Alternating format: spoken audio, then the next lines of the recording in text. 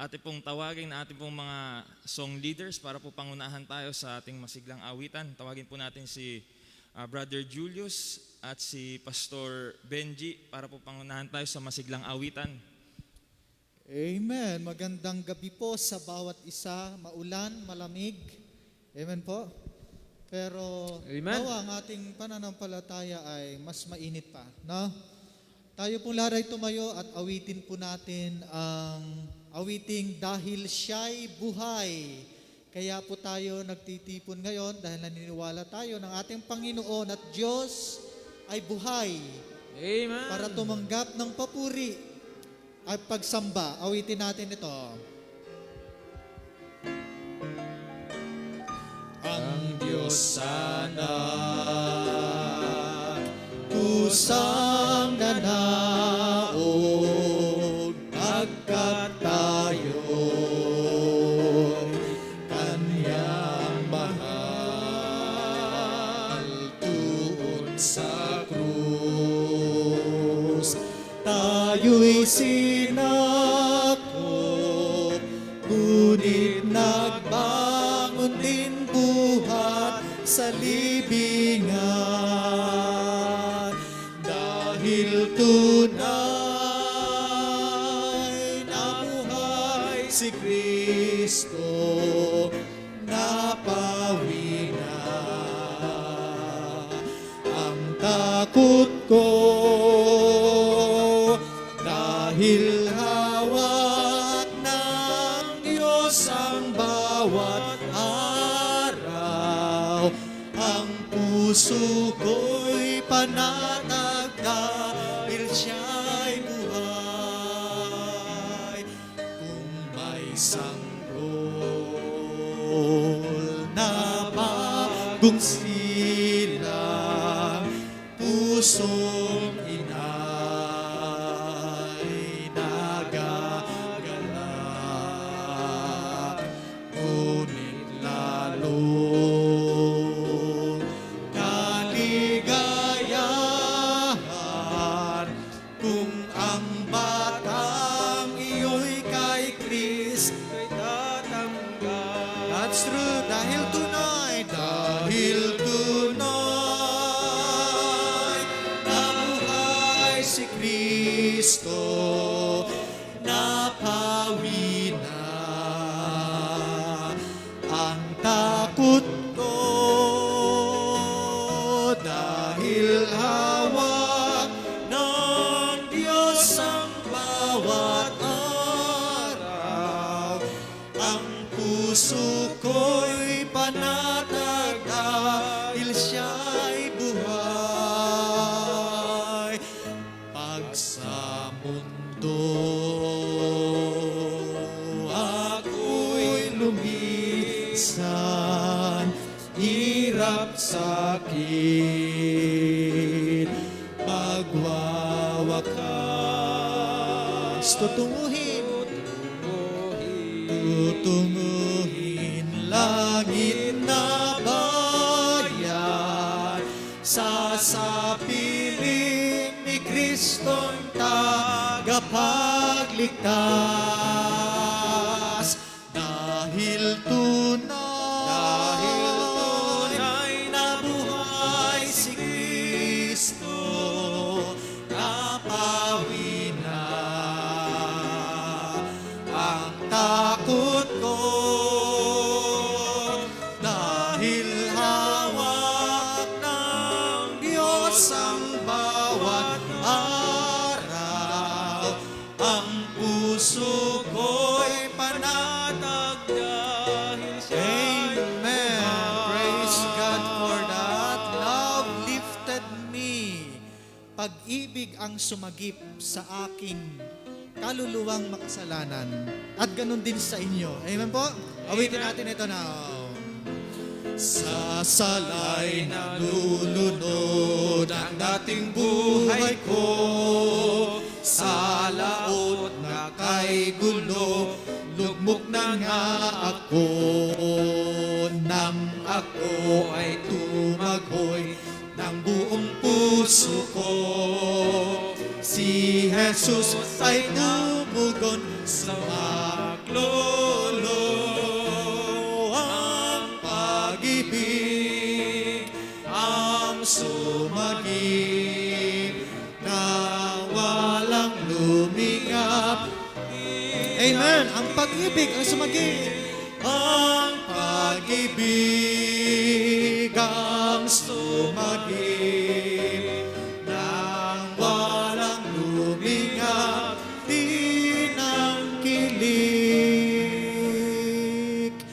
Puso ko'y ihahandog at ipasasakop dahil sa pag-ibig mo ako ay kinupkop. Buong buhay kong ito ay ipaglilingkod, awit ko at pagsamoy wala. Amen. Everybody chorus. Ang pag-ibig ang sumagip na walang lumingap, di nang kilig. Ang pag-ibig ang sumagip nang walang lumingap, di nang kilig.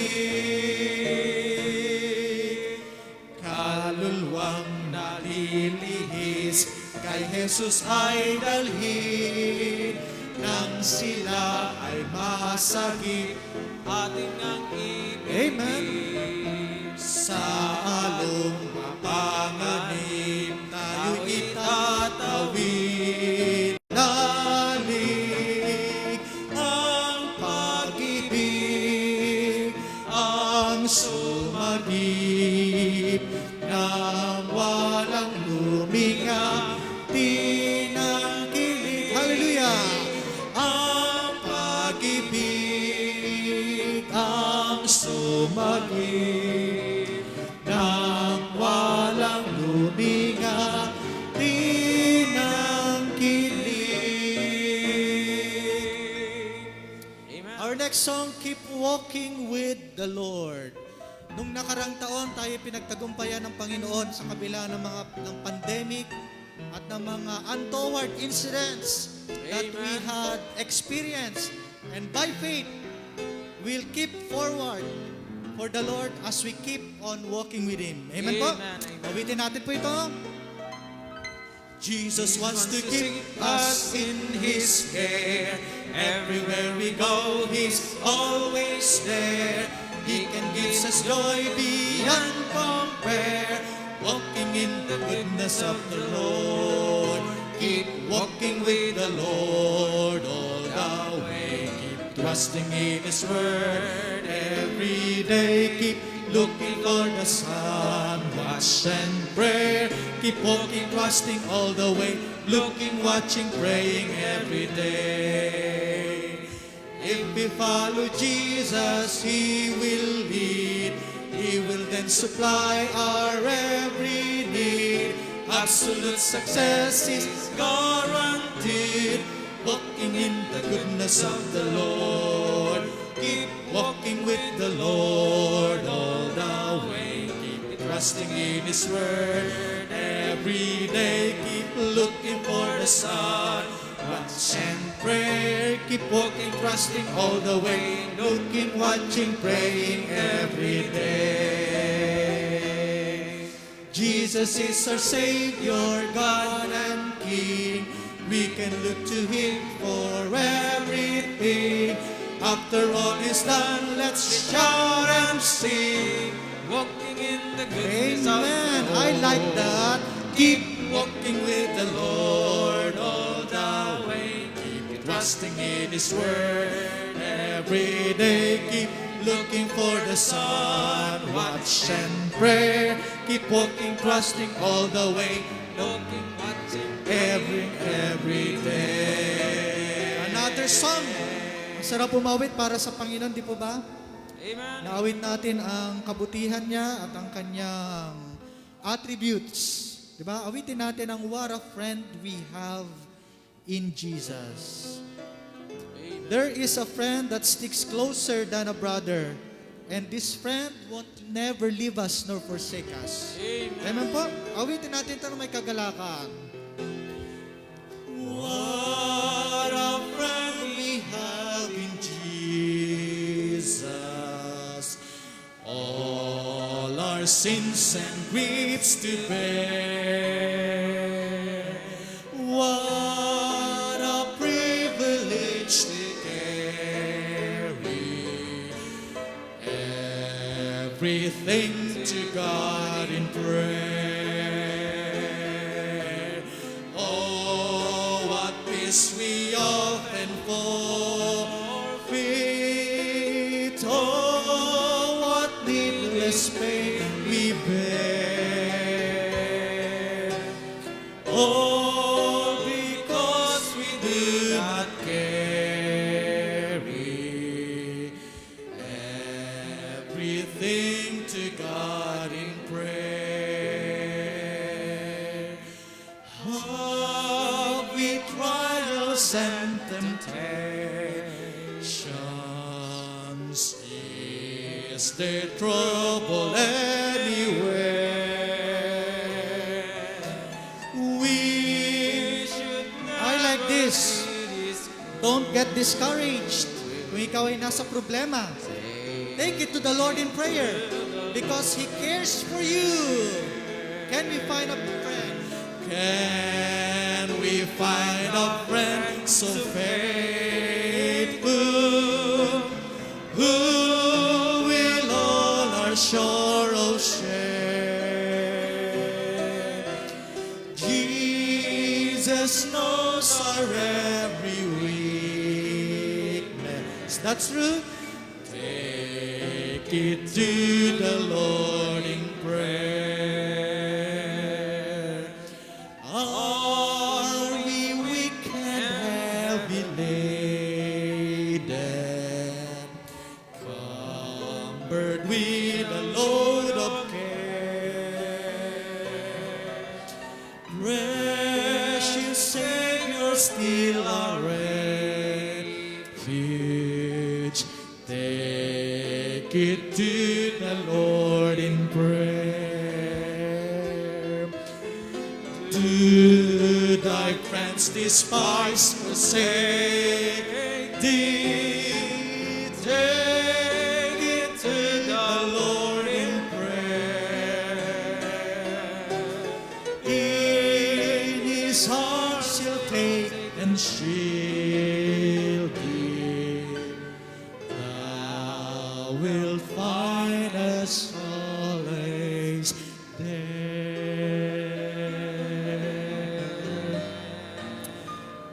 Praise God po. Let's remain standing as we go to the Lord in prayer. Tayo po yung manalangin. Ama naming Diyos, maraming salamat po sa panibagong pagkakataon na ito na kayo po ay muling nagkakatipon, Panginoon, sa inyong bahay-sambahan.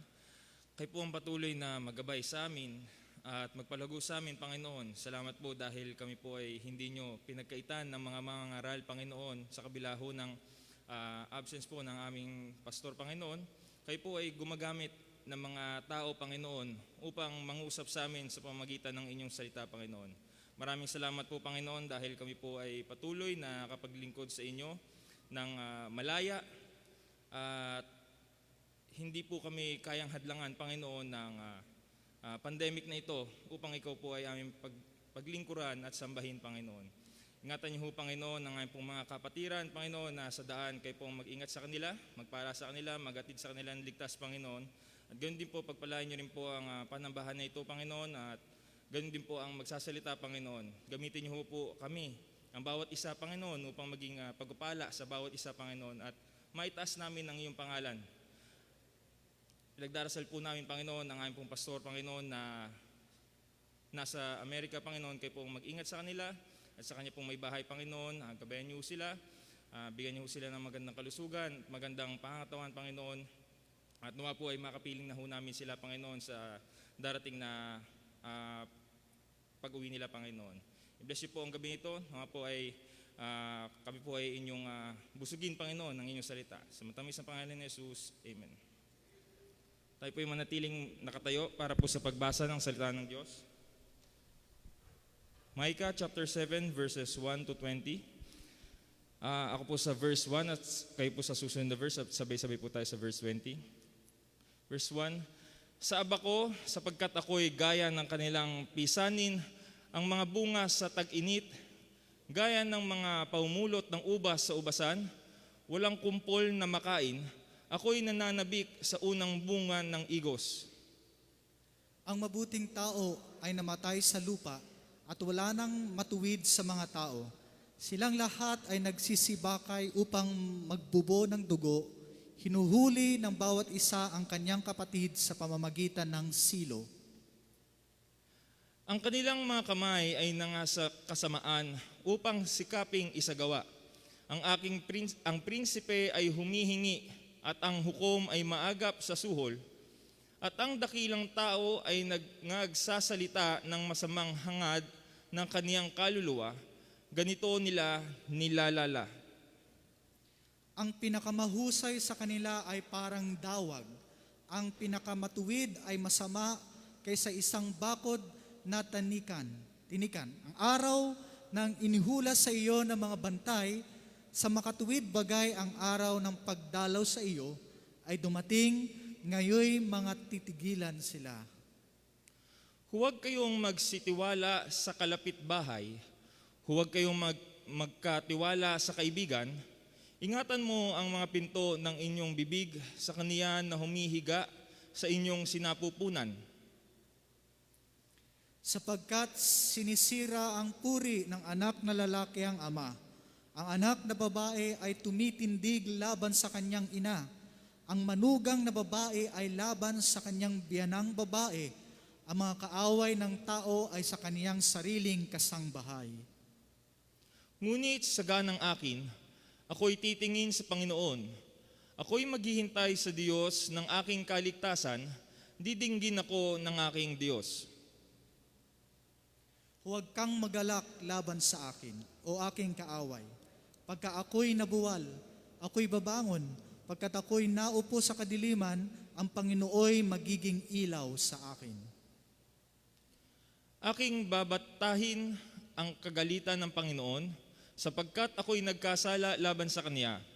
Hanggang sa Kaniyang ipagsanggalang ang aking usap, at lapatan ako ng kahatulan, Kaniyang ilalabas ako sa liwanag at aking mamasdan ang Kaniyang katuwiran. Kung magkagayoy, makikita ng aking kaaway at kahihiyan ang tatakip sa kanya na nagsabi sa akin, saan nandoon ang Panginoon mong Diyos? Makikita ng aking mga mata ang nais ko sa kanya, siya nga'y yayakapan na parang putik sa mga lansangan. Kaarawan ng pagtatayo ng iyong mga kuta, sa kaarawang yaon ay malalayo ang pasya.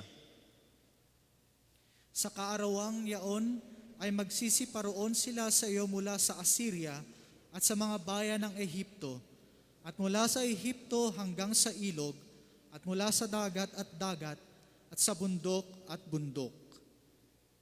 Gayon may masisira ang lupain dahil sa kanila na nagsisitahan doon, dahil sa bunga ng kanilang mga gawa. Pakanin mo ang iyong bayan sa pamamagitan ng iyong tungkod, ang kawan na iyong mana na tumatahang mag-isa sa gubat sa gitna ng Karmelo. Pakanin mo sila sa Basan at sa Galaad gaya ng mga araw ng una. Gaya ng mga araw ng iyong paglabas sa lupain ng Ehipto, ay aking pagpapakitaan sila ng mga kagila-gilalas na bagay. Makikita ng mga bansa at mga papahiya sa buo nilang kapangyarihan. Kanilang ilalagay ang kanilang kamay sa kanilang bibig, at kanilang mga pakinig ay mabibingi. Sila'y magsisihimod sa alabok na parang ahas, parang nagsisiusad na hayop sa lupa. Sila'y magsisilabas na nagsisipanginig mula sa kanilang mga kulungan. Sila'y magsisilapit na may takot sa Panginoon nating Diyos at mga tatakot dahil sa iyo. Sino ang Diyos na gaya mo, na nagpapatawad ng kasamaan at pinalalagpas ang pagsalansang ng nalabi sa kanyang mana? Hindi niya pinipigil ang kanyang galit ng magpakailanman, sapagkat siya'y nalulugod sa kagandahang loob. Siya'y muling magtataglay ng habag sa atin, kaniyang yayapakan ang ating kasamaan, at kaniyang ihahagis ang lahat nilang kasalanan sa mga kalaliman ng dagat. Sabay-sabay po tayo sa verse 20. Iyong isasagawa ang katotohanan kay Jacob at ang kagandahang loob kay Abraham, na iyong isinumpa sa aming mga magulang mula sa mga araw ng una. Pagpalaan po ang pagkabasa ng salita ng Diyos, marepot ang makaupo.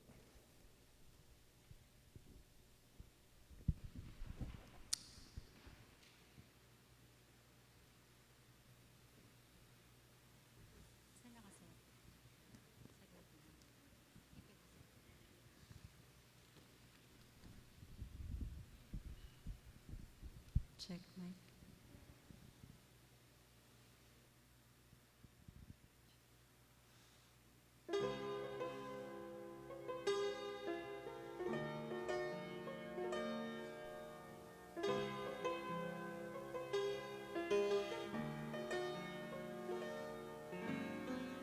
Isip ko'y namamangha sa pagpapala mo at sa biyayang sapat sa kahinaan ko.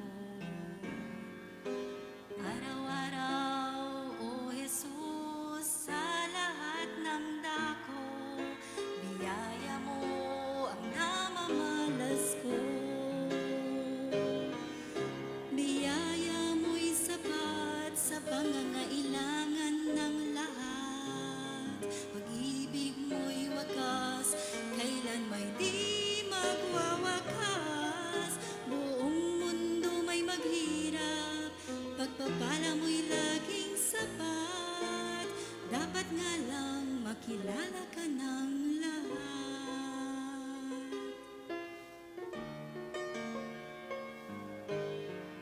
Lagi akong umaasa sa mga pangako mo, na sa akin ka at ako'y di na mangangamba. Tutugunin lagi lahat ng suliranin ko, pati na ang hangarin ng pusong ito.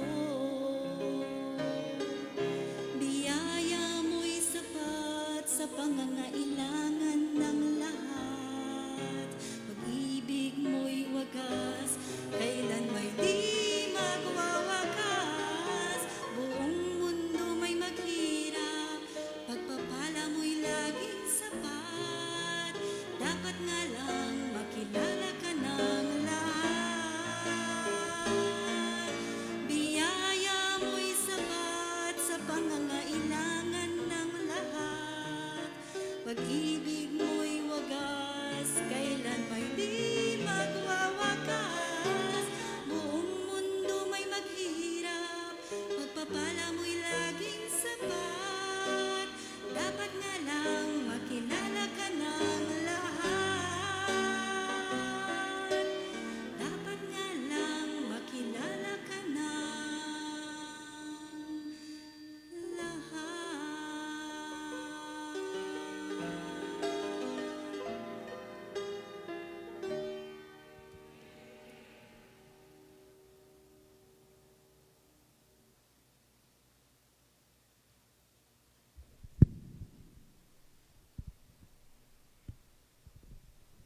Amen.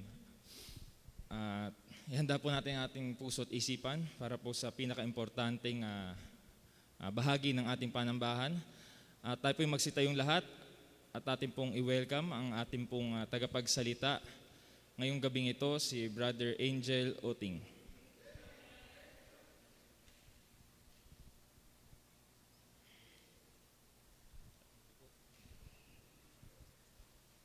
Mas maganda sana. Opo.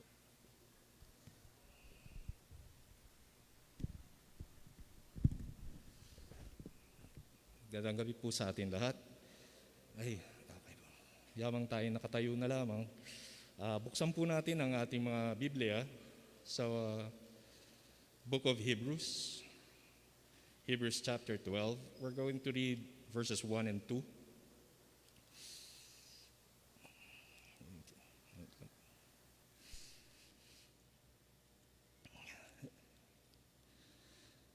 Sarap makinig, no? Naalala ko si Nanay Susan eh. Salamat. Salamat, Mami, sa pag-awit. Okay.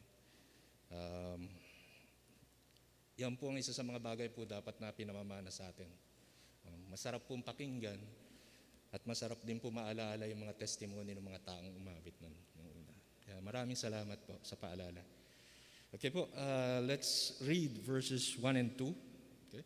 This is a very familiar verse, mostly used, of course, especially kapag tayo po ay magsisimula or if we're going to pick something up, there's a principle of we have to put something down para makakuha ka pa na mas malaki. Kasi we can't pick something, if both our hands are full, we cannot put anything more sa ating mga kamay pa unless we put something down. And that's why let's read it first and then we'll start off with the lesson. Okay.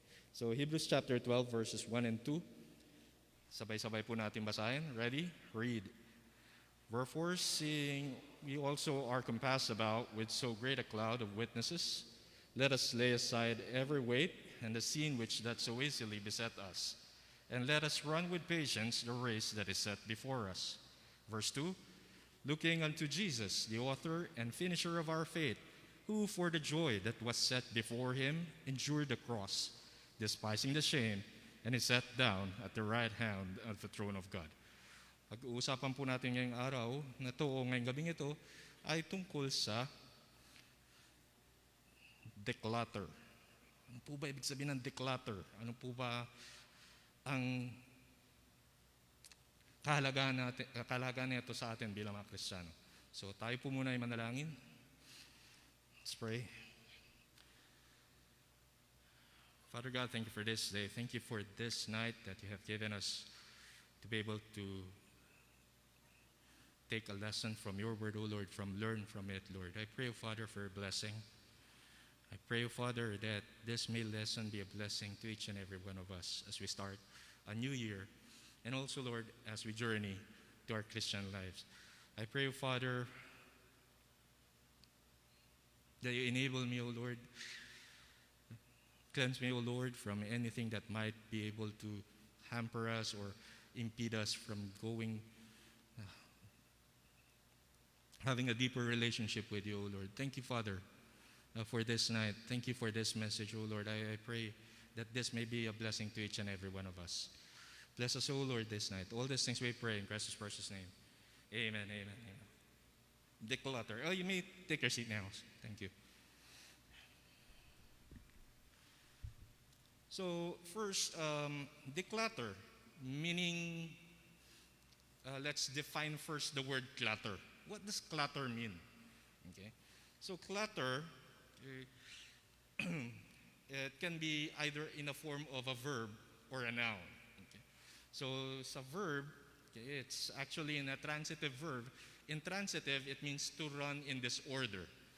But the transitive form it takes means to fill or cover with scattered or disordered things that impede movement or reduce effectiveness.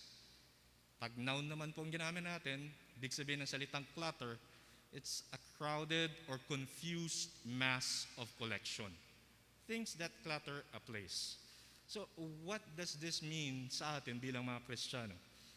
First, let me just ask you, ano ang pinagkapare-pareho ng isang editor, heart surgeon, and a personal trainer? Meron po ba nakakaalam ng pagkakapare-pareho nila? Heart surgeon, okay. Isang editor, okay. And also isang personal trainer or fitness instructor. Well, of course, they're all professionals. That's one thing. Okay, but they have something in common. They all face a very challenging task. And this is, of course, they facilitate the elimination of what's bad. Yeah. To give way or make room for something that's good. Okay. So let's say like whether it's unnecessary words in an article, di ba? Or blockage in an artery sa puso. And also, of course, excess weight. or excess fats. Ayan po. So those are something that they have in common. They try to remove something that may be bad or could actually pose as a danger, and then to give way to something better.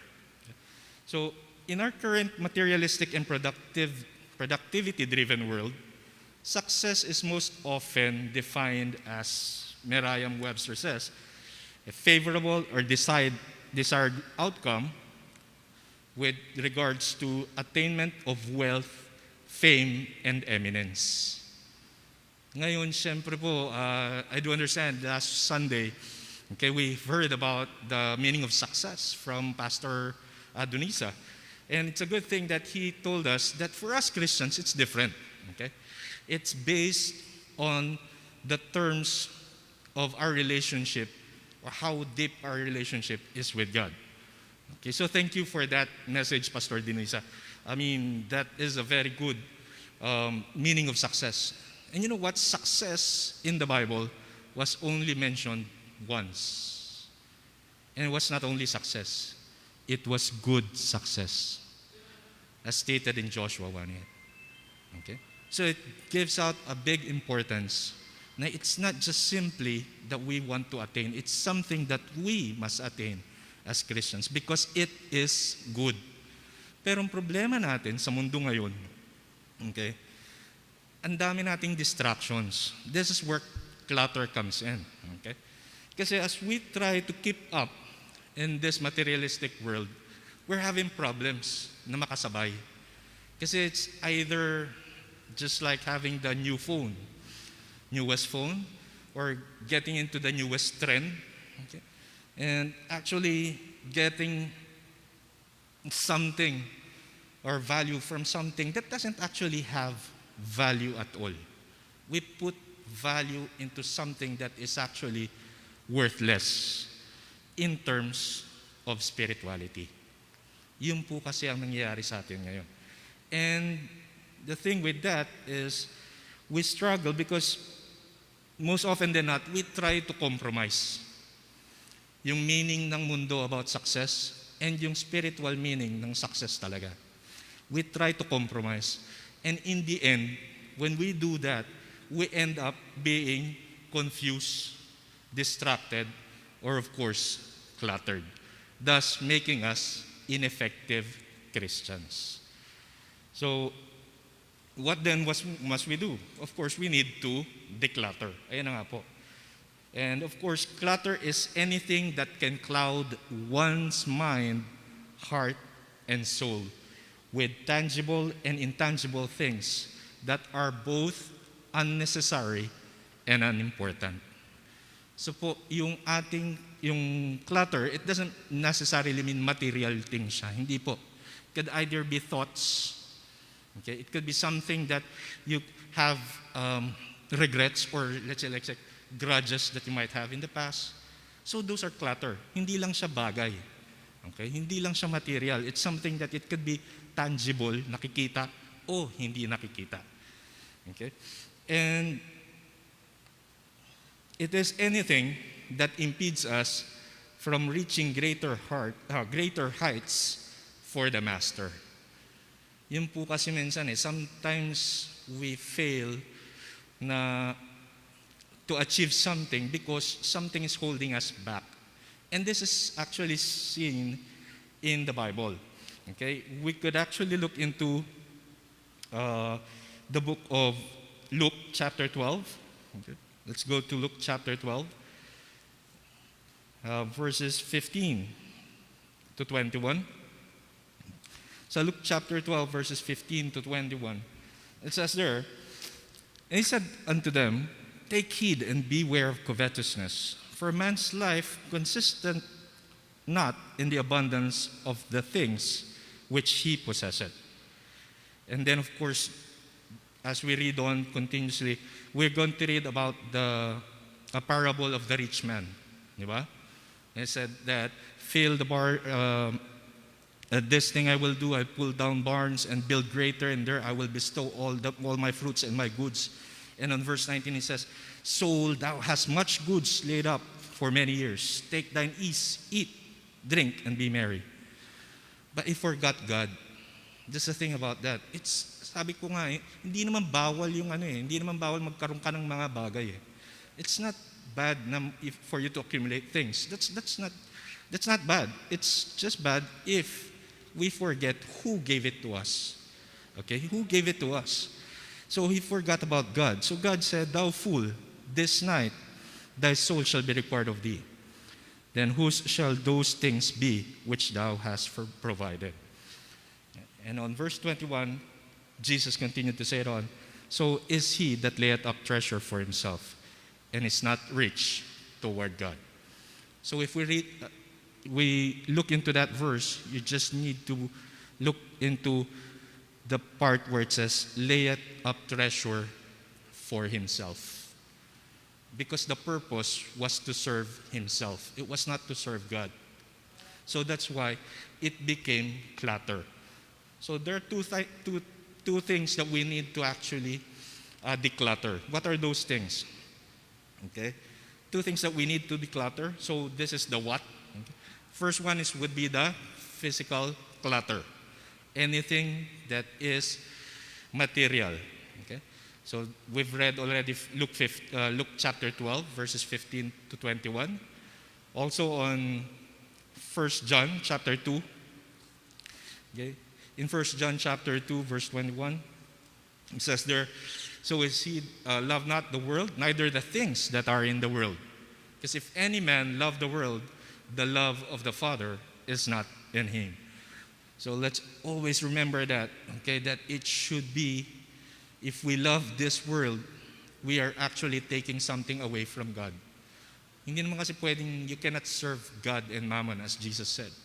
So the less we love God, the more we love the world. The more we love God, the less we love the world. That's how it goes. So here, if the material things that we have right now are actually taking something from us in serving God, then we might need to declutter it. Okay? Declutter, meaning we take it away. Okay? We take it away. Now, things that take up our time and attention from what is essential are things that are physical clutter. So these are things that take up our time and attention from what is essential. Ano ba yung essential? Bible reading is essential. Okay? The family altar is essential. I've learned that this year. Thank God, I've learned that this year. It's very essential. Kasi wala na pong ibang magtuturo sa anak ko ngayon lalo ng salita ng Diyos, kundi ako mismong magulang. Wala pong iba. I remember the last time I spoke here I was talking about a generation that knoweth not God. Or generation that knows not the Lord. Bakit? Kasi nalimutan ng parents. Nalimutan natin mga parents na it's very important pala na ituro natin to sa ating mga magulang. We depended too much on Sunday school. We depended too much on the school. We depended too much on the church to teach the Word of God. We forgot na tayo pala, that's my primary role as a parent, to teach my kids about God. Sa atin po una makikita ng ating mga anak ang Diyos. Sa atin po una. So how we treat God is how they will treat their spirituality. Okay?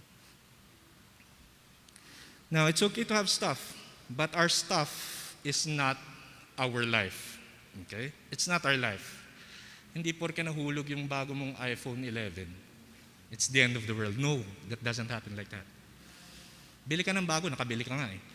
So, bili ka bago. No, but you see, it's not actually about the material things kasi. Okay? It's not about the material things. This shouldn't own us. It's like having a new car. Okay? I'm not making this an excuse kung bakit wala akong kotse, pero hindi. It's like having a new car. Anong gagawin mo sa bago mong kotse? Lilinisin mo lagi. It takes time to clean your car. Bibilang ko ng bagong mugs. It takes budget away from you. Okay? And what else? I'm gonna make sure na may garahe yan na nakatalakbong, or I have to put something up para hindi siya masira. Maintenance. It takes budget and time. Okay. So it's something that's functional. Yes, you could use that for God's service. That's very good. Pero after 3 years, I'll get a new car again. Bakit? Bayad ko na eh. So I'll get a new one. Is that really necessary? Oo, kasi coding. Di ba? Well, we can do away with that. Di ba? It's not essential. Yes, the first one might be, but the second one, I'm not at liberty to say kasi baka magkakaiba tayo ng opinion, no? Pero I would say, one is enough. Two might be too much. But it's how you use it, that gives value on it. Okay? That's the way that it gives value. Okay? If you do have 2 cars, hindi nyo ba naisip na the one that you might spend with a new car might be something that you could actually give to missions on a monthly basis? Ilang missions po ang mga pwede natin matulungan with just that buying a new car? You still have a new one, an old one. Di ba? That's something that,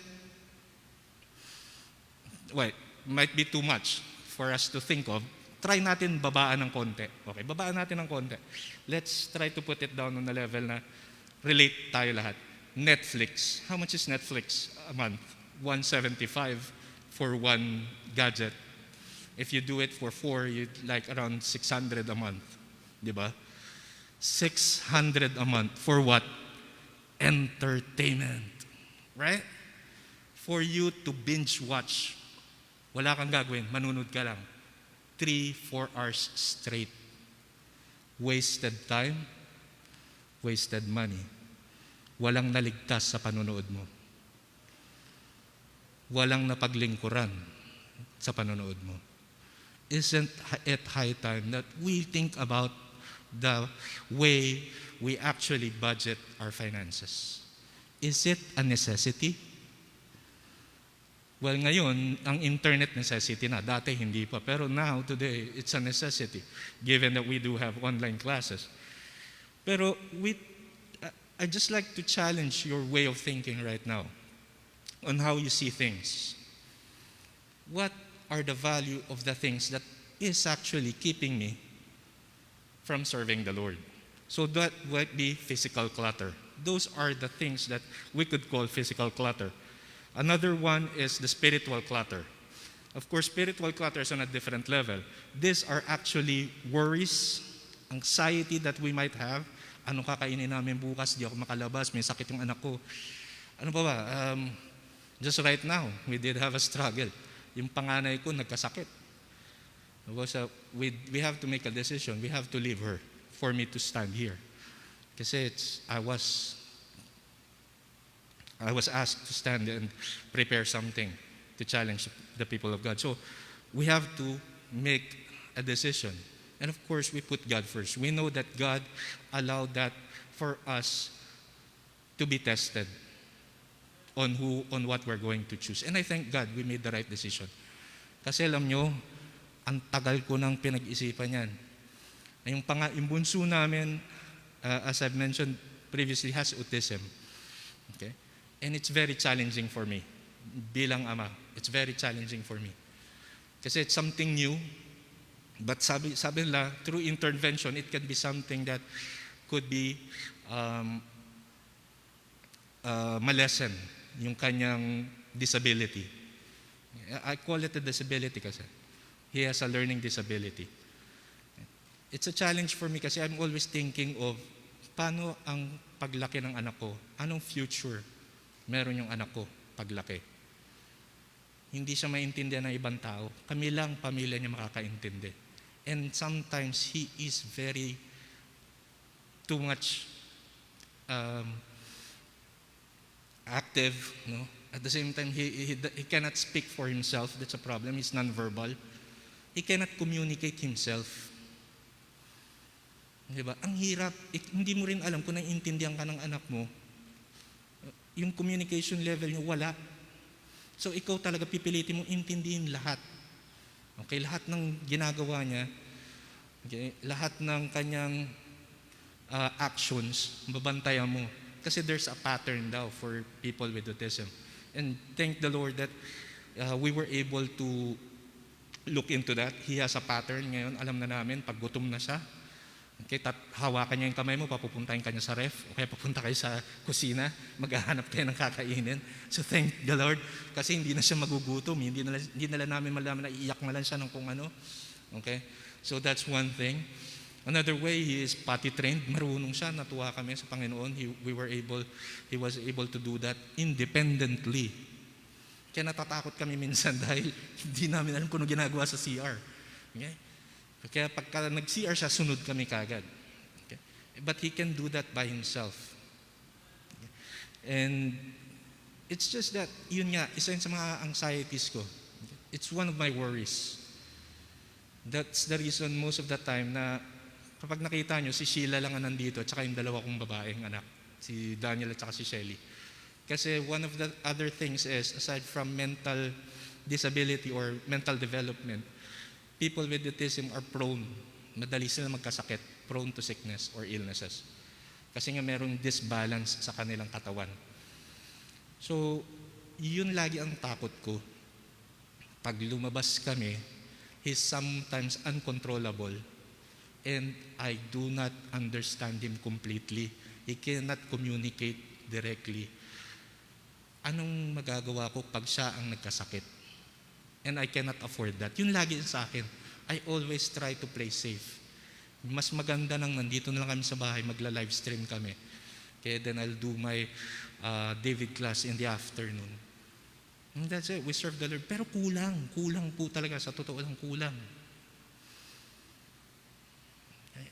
Ang hirap naman kasi, yun nga, sabi ko nga, hindi naman ako sugarol pero parang hindi ko kayang isugal. Hindi ko kayang isugal yung anak ko. Until I was able to come into this lesson of decluttering. I started first with my social media. Nung tinanggal ko po yung social media po, I deactivated all my Facebook accounts. I do have 2. I have 2 Instagram accounts also. I also deactivated them. Mas lalo nagkaroon ng linaw kasi ang daming nawala. No? Hindi na ako puyat. I spend more time with my kids. Okay? I was able to read my Bible faithfully. Thank you, Lord. We're still able to continue with our family altar daily. And I was able to understand now. Okay? Okay. That in everything talaga, God has a purpose. Why is this? Why does my son have autism? He has a purpose. And one of that might be to challenge our faith as a family. And thank the Lord, I was able to overcome it last January, nung na first 2 weeks in January. I was struggling kung magsisimba kami o hindi. Gusto nga ng asawa ko sana first Sunday of the year we're here. Pero I was still struggling with it. I cannot let go of my anxiety and my fear. And thank the Lord. No? Last Wednesday we started and thank you. It was a very good message. Lions Den, or no, Den of Lions. Ayan. The story of Daniel. And naalala ko, bakit ko nga pala pinangalanan yung mga anak ko na Daniel, Mishael, at Azariah. Okay. So salamat sa Panginoon. Naalala ko, it was because of their faith. They were ready to sacrifice all, even their own lives, whether or not God will actually save them. So it was something that really sabi ko, thank you Lord, timing na timing po. Timing na timing po. So that's one of the spiritual clutters that I was able to let go of. Aside from that, of course, there are secret and unconfessed sins that we might have. Yes, secret and unconfessed sins. I don't know yours. I know mine, of course. I know mine. And sometimes this hampers us from doing the will of God. So please, we do this. Kaya natutuwa ako pagka meron tayong Lord's Supper. I hope pagdating ni Pastor, we could have one again. Kasi it's something that we need to reflect on lagi. God has always been faithful. Pero ako, have I been faithful? There are some unconfessed sins that we might need to let go of. Aside from that, of course, would be the bitterness and anger. Ito po minsan kasi hindi natin ito nilalabas talaga sa tao, lalo na sa kapatid natin sa pananampalataya. Hindi kasi natin masabi ng diretsong galit ako sa iyo dahil di ka nagbayad ng utang. Hindi po. Di ba? Ang sakit pa rin kasi minsan dahil kapatid mo sa pananampalataya. Pero it's something that we have to do as brothers and sisters. Matuto po tayong mag-let go ng mga yan. Okay? This actually, spiritual clutter muffles God's voice in our life, robs us of our joy, harms our Christian witness, stunts our spiritual growth, and poisons relationships. So this is really something that we need to get rid of. Now you might ask, we could actually look into those in Colossians chapter 3, verses 5 to 10. Colossians chapter 3, verses 5 to 10 says, "Mortify therefore your members which are upon the earth. These are fornication, uncleanliness, inordinate affection, evil concupiscence, and covetousness, which is idolatry, for which things' sake the wrath of God cometh on the children of disobedience, in the which ye also walked sometime when ye lived in them. But now ye also put off all this: anger, wrath, malice, blasphemy, filthy communication out of your mouth. Lie not one to another, seeing that ye have put off the old man with his deeds, and have put on the new man, which is renewed in knowledge after the image of him that created him." Okay, so let's always remember that. Okay, that we need to put these things off. Because when Christ actually changed us, kasama to sa mga binayaran niya. Okay? Hindi po, kumbaga sa resibo fully paid. Wala pong eto hindi kasama, hiwalay na resibo to. Hindi, wala pong ganun. Isang resibo lang lahat. Bayad po lahat. Okay, bayad po lahat ng kasalanan. Kaya wag po tayo maghiwalay. No? Lahat po ng kasalanan talaga, we have to let go of everything. Okay, and how do we do this? How do we actually declutter? Okay, so first, of course, would be it is to confess. Confess. 1 John 1:9. That's as easy as that. Okay, if we confess our sins, He is faithful and just to forgive us from all uncleanness. We just need to confess. Confess it to God. Next, confess it to the person you are angry with, or confess it to the person na nagkamali ka. Humingi ka rin ng tawad. Hindi naman yung puro ikaw lang patawad. No, we need to be humble enough to confess na nagkamali tayo. Okay? We need to be humble enough. And of course, part of the how natin is of course forgiveness, which will later go on. Now, if we confess everything to God, He is faithful to forgive us. And then of course, we can easily move on. Next would be, of course, once we're able to move on, we need to read God's Word for guidance. Kaya nga in Joshua 1:8, ito na yung success Ito na yung good success. This book of the law should not depart out of our mouth, but we should meditate it day and night for us to have good success. Aside from that, it says in Psalm chapter 1 verse 2, di ba? Psalm chapter 1 verse 2, it says there, basahin po natin. This is about the blessed man. Part of him being blessed is because his delight is in the law of the Lord. He delighted in the law of the Lord. And in his law that he meditate day and night. And of course, we all know about Psalm 119. Okay? Thy word have I hid in my heart, that I may not sin against thee. Nag-confess na tayo sa Panginoon, then we protect our hearts now. We hide His Word. And then, as we move on, let it be a lamp on our feet and a light unto our paths. That's in Psalm 105. So after reading God's Word, we confess. Of course, we need to reevaluate. We reevaluate. Bakit ba ako nagkaroon ng ganito? Ba't naging ganito kagulo yung mundo ko? Bakit masyado ng cluttered? Wala na akong vision, wala na lahat. So I need to reevaluate my vision, my values, and my mission. Okay? And we use Philippians 4:8. Of course, this is one of the things that I always teach yung students natin sa CBA. Whenever you're going to decide onto something that you're not so sure about, use Philippians 4:8. Finally, brethren, whatsoever things are true, honest, just, lovely, good report. Halos dyan, marami yan. Isa-isahin mo. Okay? So we will be able to know kung nasa tamang landas ka pa or kung tama ba yung decision mo. Use Philippians 4:8 as a guide. And then of course, isa lang naman yan. Sabi nga, Matthew 6:33 and Luke 12:31, it's both the same.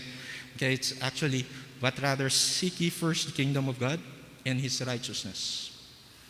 Okay? When we reevaluate, we seek God first and His righteousness. Is my mission about God's righteousness? Okay? Are my values about God's righteousness? Is my vision and my mission fulfilling God's righteousness? Okay? And of course, Philippians 1. Okay, so Philippians 1, it says there, on verse 27, only let your conversation be as it becometh the gospel of Christ. Okay? Para pag nakita ng ibang tao yung buhay mo, alam nila, Kristiyano ka nga. Ay, oo, Kristiyano nga siya. There was a difference from the past.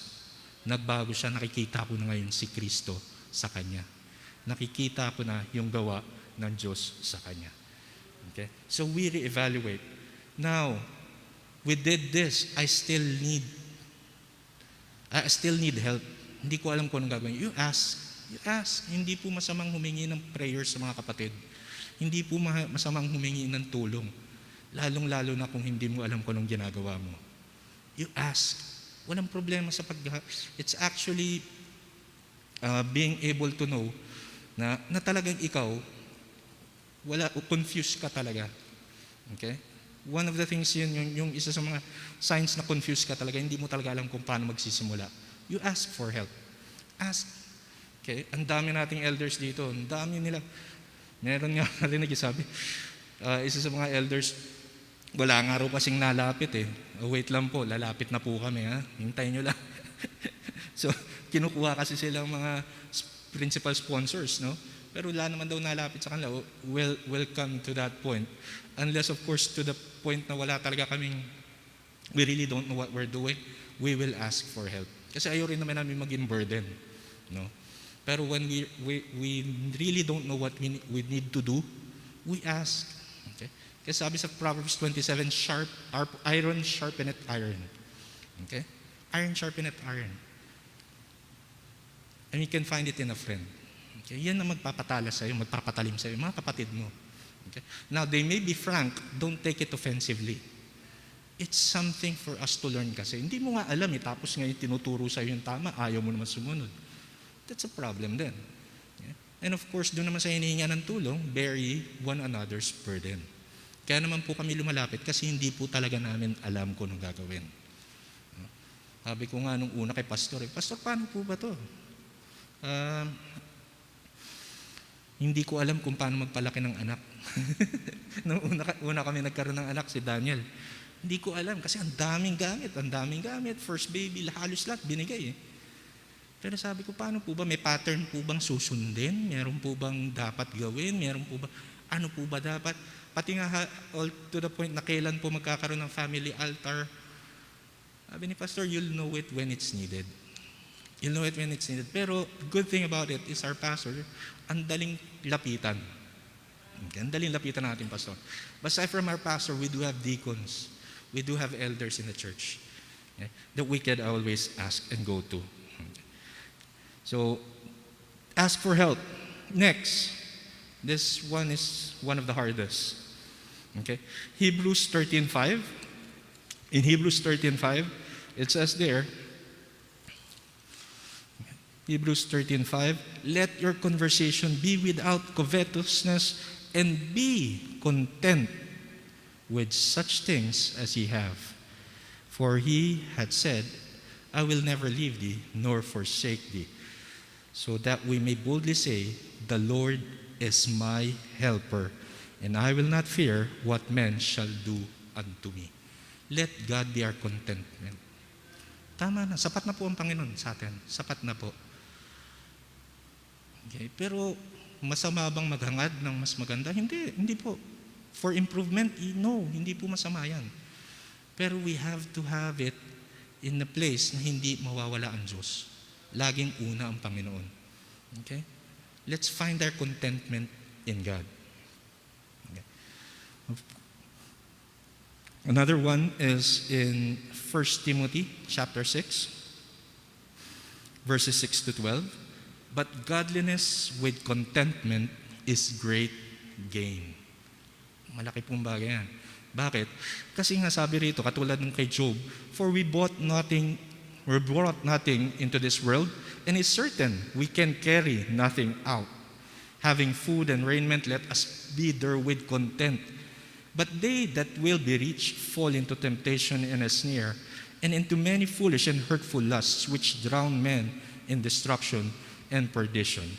For, of course, the love of money is one of the roots of all evil. It's actually the root of all evil, which while some coveted after, they have erred from the faith and pierced themselves through with many sorrows. Hindi po masamang umunlad. Yan po sasabi namin, hindi po masamang umunlad. Huwag lang po sa pag-unlad nyo, malilimutan nyo ang Diyos. Huwag po. Dapat po, sa pag-unlad, katulad din po nung sa Jude, I think it was in Jude, no? Sabi, this was quoted by Tito Steve. Okay. Yan, tama, verse 3.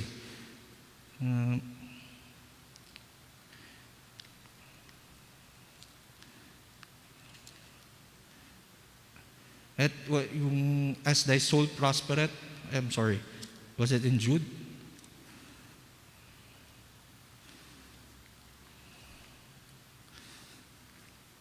Or no, sorry, John pala.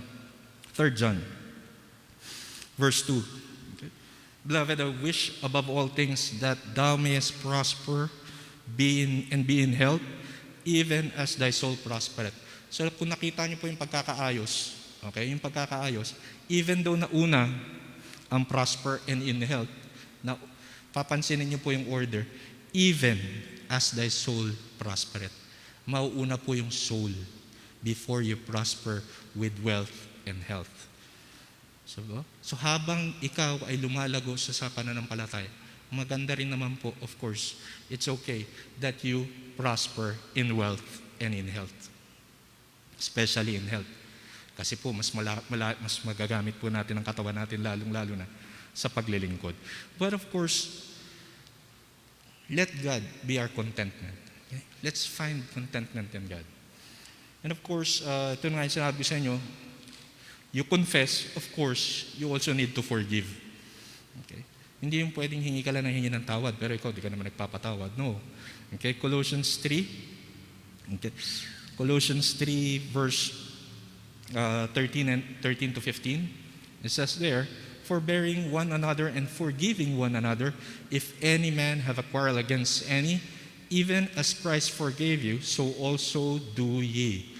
And above all these things, put on charity, which is the bond of perfectness.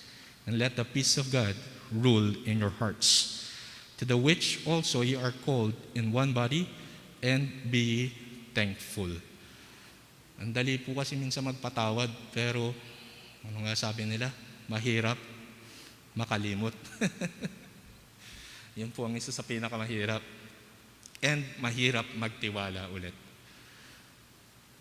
Kung ginawa sa atin kaya ng Panginoon yun, lumugar po tayo sa lugar ng Panginoon. Kung ang Panginoon ginawa sa atin yun. Diba? Okay? Isipin nyo na lang ho, kung tayo, sabihin ako kaya kitang patawarin pero hindi ko kayang kalimutan. Yes, it's okay not to forget. Pero you have to let go of the anger or the hurt. Let go of that. Pag nagpatawad po kayo, totally patawarin nyo po. Okay? Patawarin nyo na ho. Huwag na po nating pinatawad mo nga. Tapos, yan si ano, ganyan yan eh. Oo nga, pinatawad ko na yan eh. Pero, we learn to give a second chance. Panginoon nagbigay po ng second chance. Hindi lang po second chance, a lot of chances sa atin. Okay. Paano kaya tayo? Mas lalo po dapat tayo. We also give that whatever was bestowed to us. Kung tayo binigyan ng Panginoon kapatawaran, okay, pinatawad, pinagbigyan ulit, at pinagtiwalaan, matutunan din po natin yun. Hindi po siya madali, yes, I know, pero matutunan din po natin yung gawin sa iba. Okay? Gawin din po natin. Kasi yan din po ang ginawa ng Diyos para sa atin. Lastly, this one is the hardest, aside from forgiving. Okay? This is to follow Jesus and the disciples' example. Sabi nga na, this is called total minimalism. Paano minimalism? Alam niyo po ba minimalism? Minimalism is actually a movement that actually shares techniques or strategies on how you could live with, sabi nga, extremely with spareness or just barely the essentials. Wala na kayong ibang kailangan sa buhay nyo, kundi damit, pagkain, matutuluyan. Yun lang. Ganun po sila, ang minimalists. But you know what? Jesus and the disciples were able to practice this. Okay? Jesus and the disciples. Why? Because they found their contentment with God. And they found that God was always there to give them. If you're going to read the whole book of Luke chapter 12, whole chapter lang pala ng Luke chapter 12, you're going to read about there. Di ba yung, also with, I remember in Matthew yung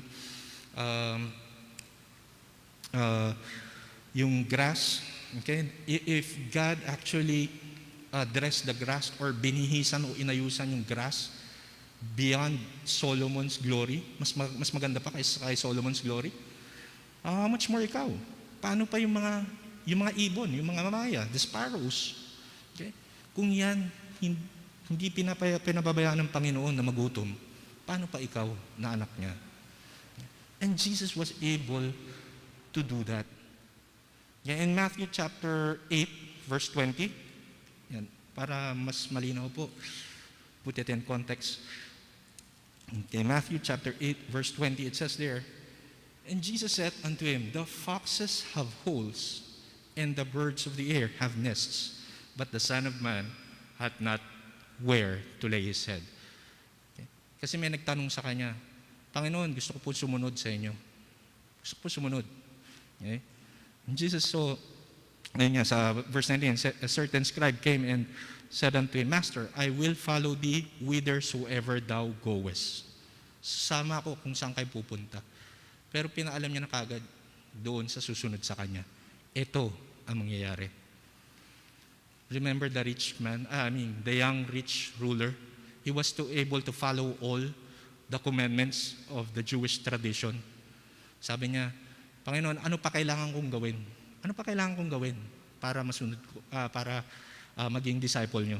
Ang sinabi ng Panginoon sa kanya, sell all that you have, give it to the poor, follow me. Anong nangyari dun sa rich young ruler? Nalungkot siya. Bakit? Kasi napakayaman niya. And he cannot part with his wealth.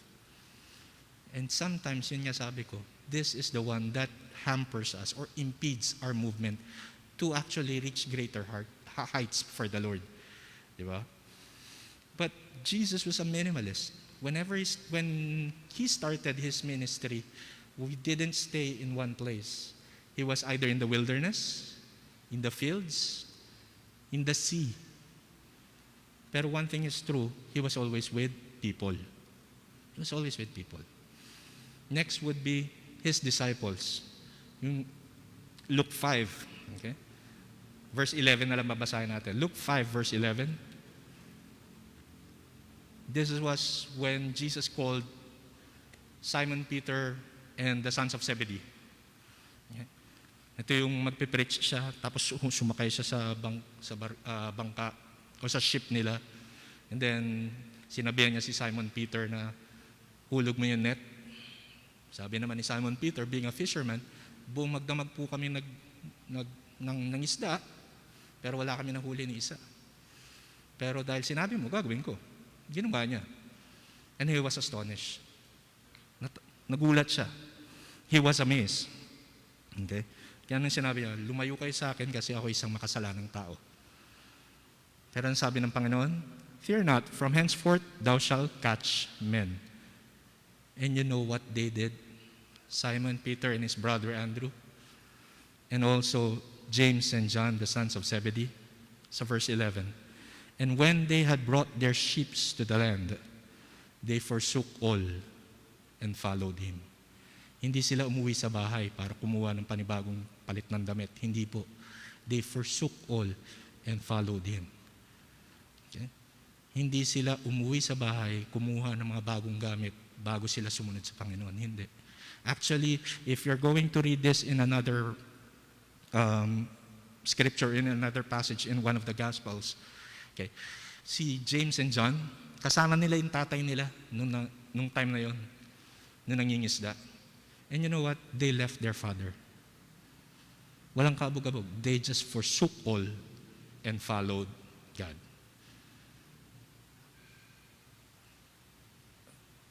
Ang hirap. Ang hirap. Parang hirap gawin nun ngayon. Forsake everything and just follow God. No? But that is why they're called the apostles. But that's why they're called the apostles. And that's why they were chosen. Because they can do that. Pero if God was able to let them do that, sa tingin nyo, He won't let you enable us to do that as well. He was able to do that for them. Actually, if we're going to look back, there were a lot of other people who actually did. Yan, Daniel and his friends. Kamatayan ang hinarap nila. Wala, okay lang. Ligtas kami o hindi, okay lang. Kasi nga, we're so scattered right now. There's a lot of cloud covering our eyes right now. We forgot what are the essentials. What is the essential ba? Okay? So what is the essential? It is actually found and stated, okay, in the why. Okay? This is in the why. So why do we need to declutter? Of course, first one is it hinders us from reaching our full potential in serving Christ. This is about the rich ruler, yung young rich ruler. Okay. So it's something that hinders us to reach our full potential. We could actually be a vessel unto honor, just like in 2 Timothy chapter 2, verse 20 to 21. But we need to be purged. Let's read that para mas maging malinaw sa atin. We need to purge ourselves. Meaning we have to remove all impurities, okay, from ourselves. So in 2 Timothy chapter 2, verses 20 to 21, it says there, but in a great house there are not only vessels of gold and of silver, but also of wood and of earth, and some to honor and some to dishonor. If a man therefore purge himself from this, he shall be a vessel unto honor, sanctified and meet for the master's use, and prepared unto every good work. What does we need to do? Flee youthful lusts, follow righteousness, faith, charity, peace, with them that call on the Lord out of a pure heart.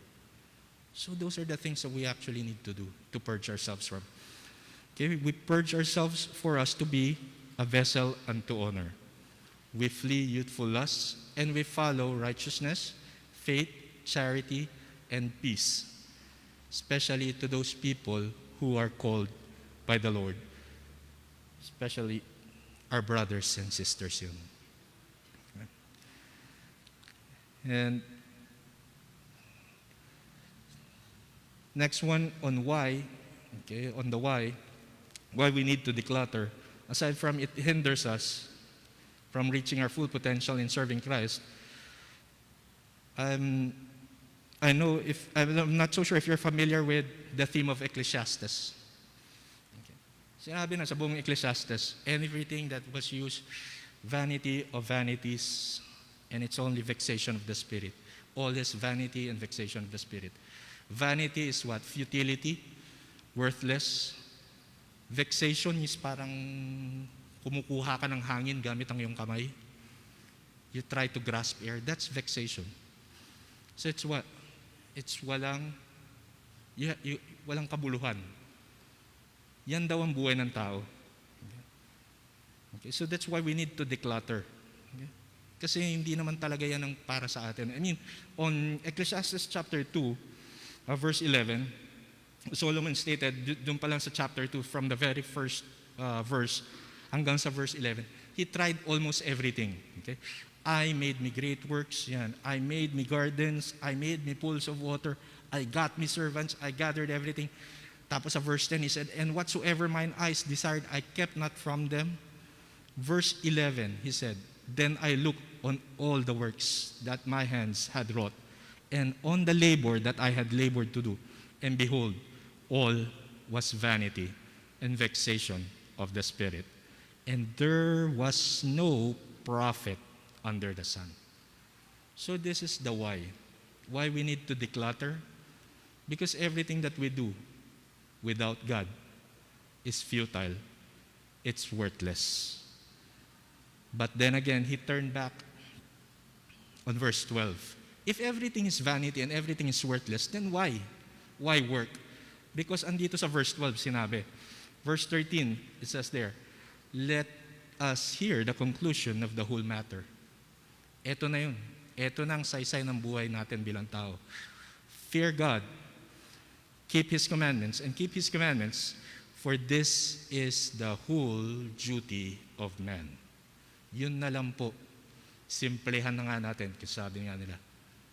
Kung sisimplehan po natin, ito lang po talagang dapat natin ginagawa. Fear God and keep His commandments.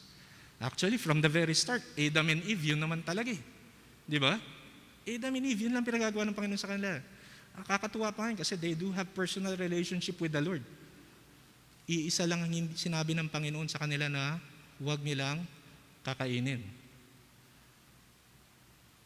Hindi pa rin kasi talaga masatisfy ang tao.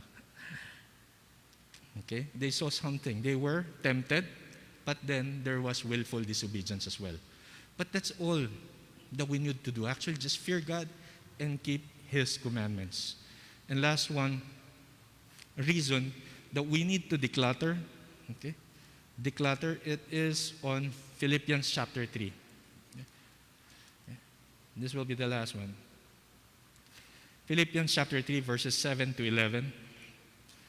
Says there, but what things were gained to me, those I counted loss for Christ.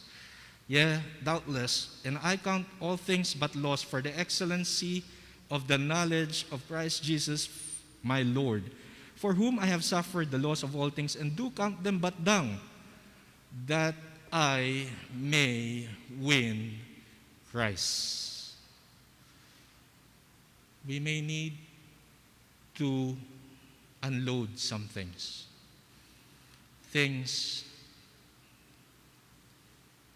that might be hampering us or impeding us for greater service or for a fruitful service or, simplihan na natin, for a faithful service with the Lord.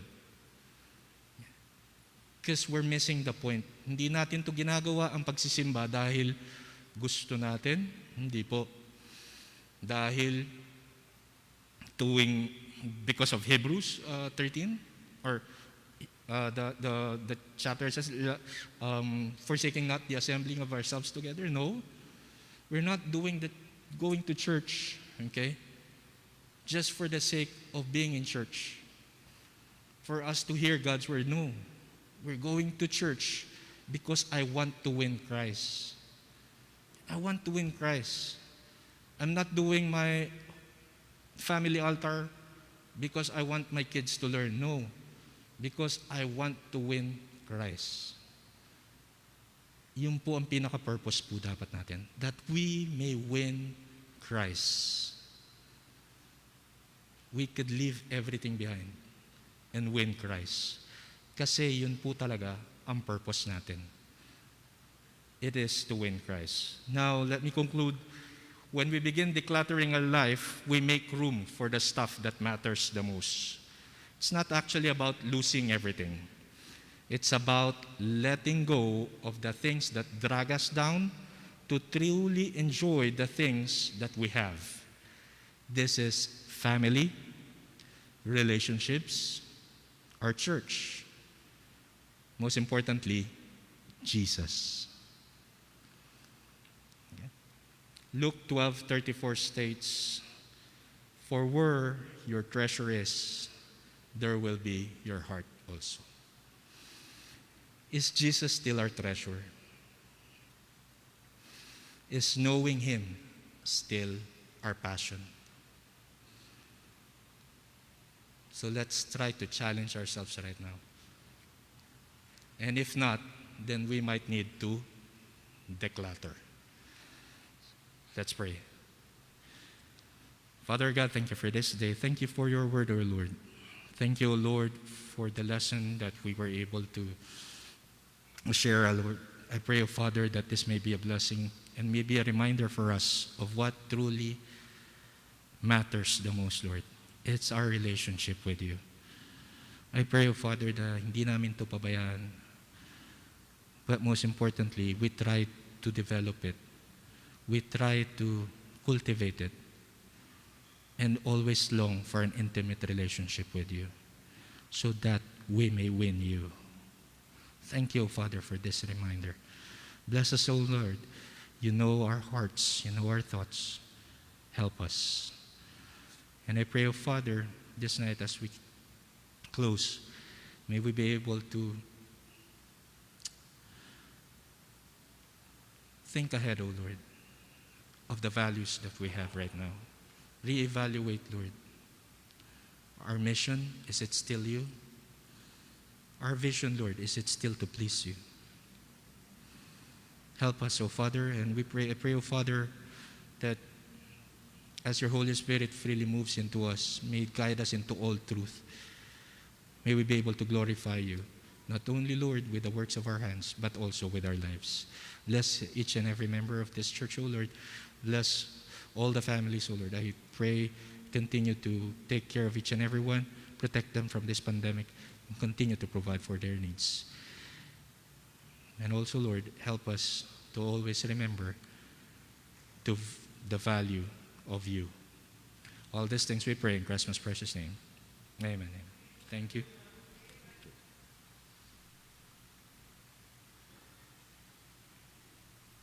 Amen.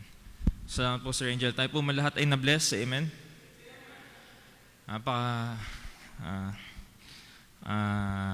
Sapul tayo doon. No?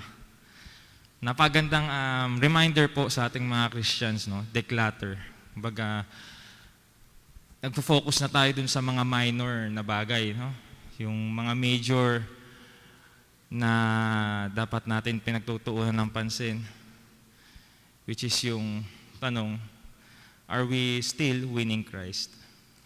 Napakagandang tanong po, no?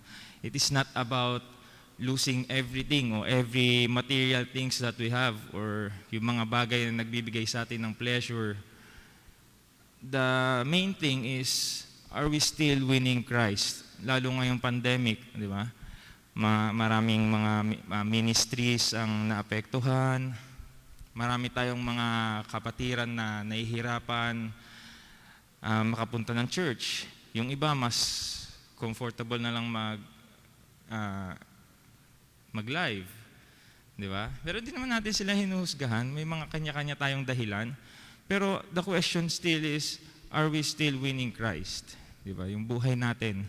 Kasi regardless kung napunta tayo dito sa church, personally, pero hindi naman natin nauwi ng ating Panginoon, wala din. Di ba? Parang in vain pa rin ang lahat. So tayo pong lahat ay magsitayo at ating pong tawagin ang ating pong mga song leaders. Pangunahan po tayo sa isang masiglang awitan. Bago po tayo pangunahan ni Brother Ulysses para po sa ating offertory prayer.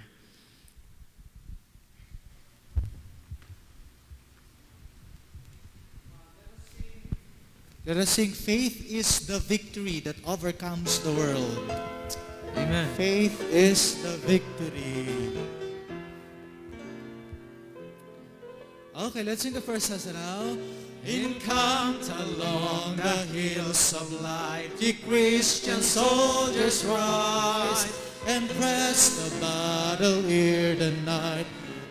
The glowing sky against the foe and veils below, let all our strength be heard.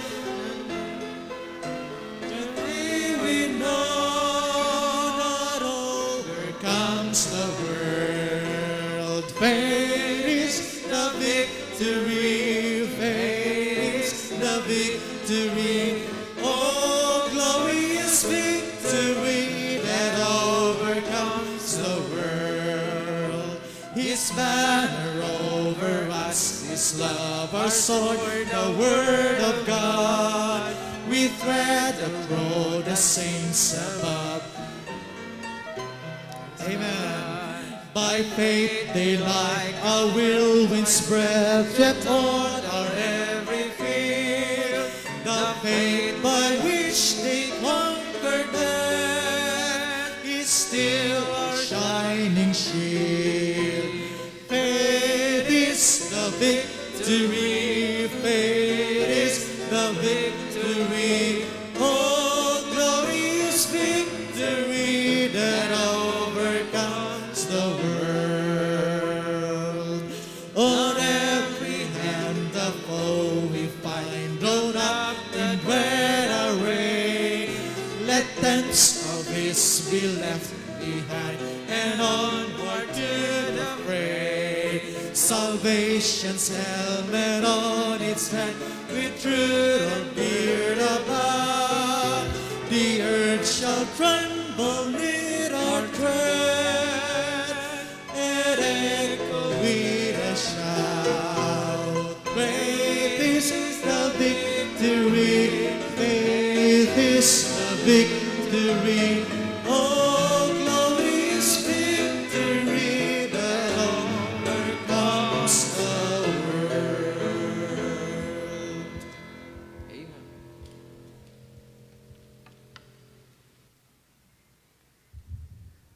Let's pray.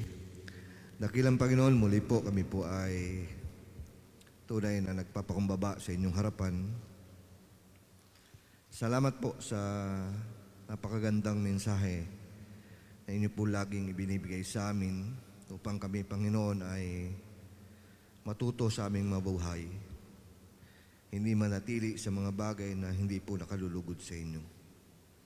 Salamat dahil marami po kami mga pagkukulang, kakapusan sa aming mga sarili. Salamat dahil kayo po ay nasa amin, kayo po ang kapunuan ng lahat. Tunay na kayo ay buhay, nagpapaalala, gumagabay po sa aming mga buhay. Patuloy niyo pong pagpalain ang bawat isa po sa amin. Gamitin niyo po kami, Panginoon, sa inyo pong ubasan. Alisin niyo, Panginoon, ang mga bagay sa puso namin na hindi po nakalulugod sa inyo. Kundi kami, Panginoon, ay bigyan niyo ng pusong mapagpakumbaba sa inyong harapan. Sa aming pong pagbibigayan, Panginoon, kami po ay inyo pong tulungan na magbigay kami ng meron pong kasiyahan sa aming mga puso. Gamitin niyo po ito sa ikakalalawak ng inyo pong gawain at sa ikaliligtas ng maraming kaluluwa. Patawad po sa lahat ng mga pagkukulang, pagkakamali, sa pangalan po ng Panginoong Jesucristo, naming Panginoon Tagapagligtas. Amen.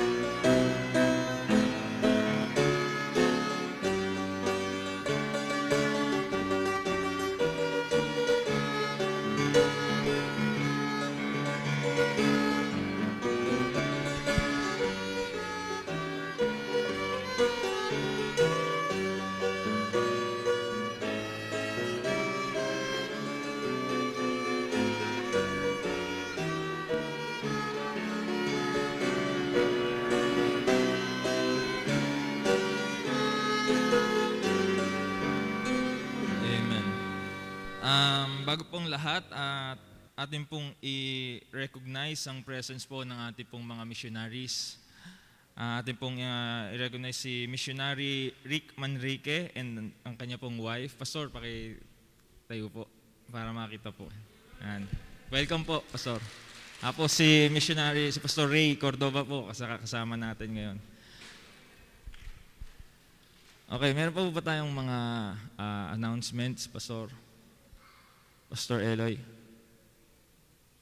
Meron pa po ba tayong mga additional na announcements, concerns? Wala naman po. Okay, tayo pong lahat ay magsitayo. Tayo po ay magwawakas sa panalangin. Atin pong hilingin si Pastor Ray Cordova upang tayo po ay pangunahan sa ating closing prayer.